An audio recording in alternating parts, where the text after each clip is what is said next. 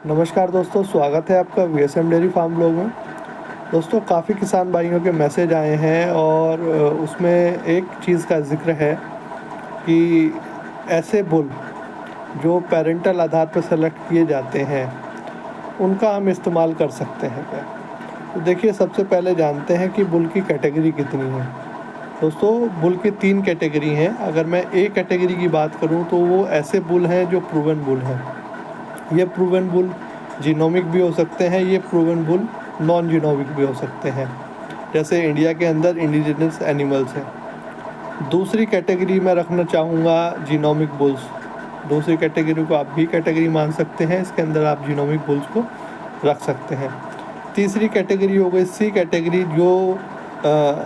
जो पेरेंटल आधार पे बुल्स होते हैं, उनको इस कैटेगरी के अंदर रख सकते हैं और सबसे ज़्यादा बुल इसी कैटेगरी के होते हैं।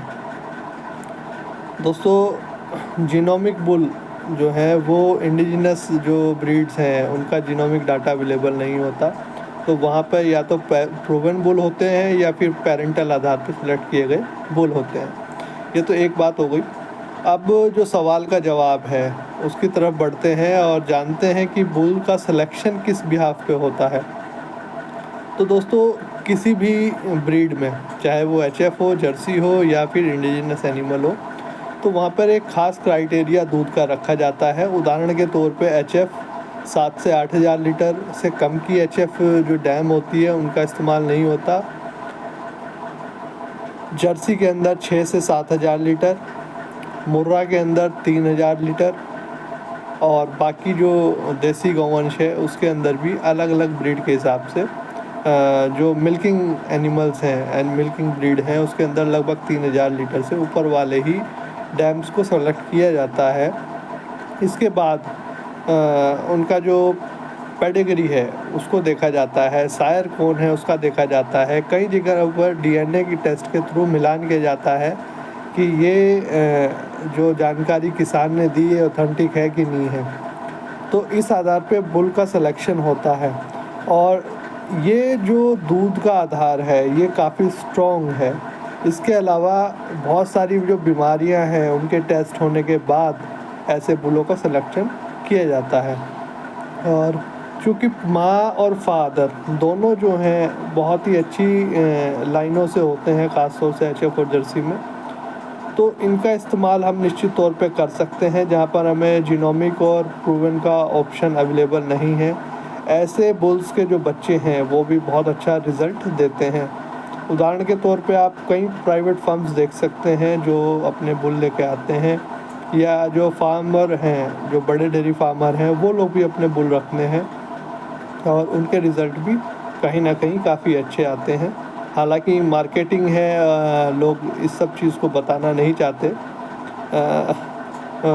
बड़ा फार्मर तो बहुत सारे ऐसे हैं जो कि अपने बुल का इस्तेमाल करते हैं और फिर उसको सीमेंट का बता देते हैं, तो खैर वो अलग बात है। तो सवालों का जवाब आपके यही है कि इस प्रकार के बुल को आप सेलेक्ट कर सकते हैं। अगर कोई ऑप्शन अवेलेबल नहीं है तो इन बुल्स के बच्चे भी जो हैं वो अच्छा प्रदर्शन कर सकते हैं। अब ये तो हो गया कि बुल की लाइन अच्छी हो गई। अब नेक्स्ट स्टेप जो है वो है आपका एनिमल।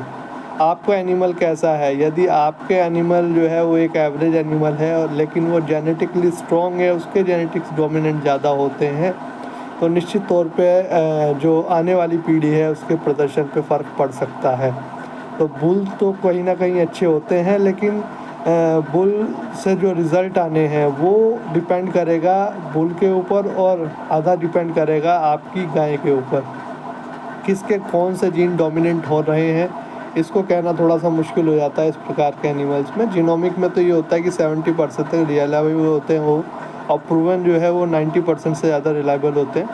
तो ऐसे बुल्स जो जीनोमिक नहीं है, प्रूवन नहीं है, इनकी रिलायबिलिटी पर थोड़ा सा विश्वास कम होता है, 50% तक ये रह जाता है।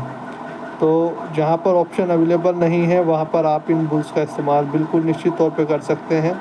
और जो इंडिजिनस एनिमल्स हैं उसके अंदर भी अगर फर्स्ट तो आप प्रूवन बुल को चूज़ करें। अगर प्रूवन बुल अवेलेबल नहीं है तो पेरेंटल डाटा के आधार पे आप बुल का सिलेक्शन कर सकते हैं। आखिर में फिर से वही बात कहूँगा कि बुल का रिज़ल्ट सिर्फ बुल पे डिपेंड नहीं करता, आपके पास जो एनिमल है उसके ऊपर भी डिपेंड करता है। तो दोस्तों आज का टॉपिक यहीं पर समाप्त करते हैं। उम्मीद है वीडियो आपको पसंद आई होगी। पसंद आए तो इसको लाइक शेयर और सब्सक्राइब ज़रूर करें। मिलते हैं किसी और वीडियो में। धन्यवाद।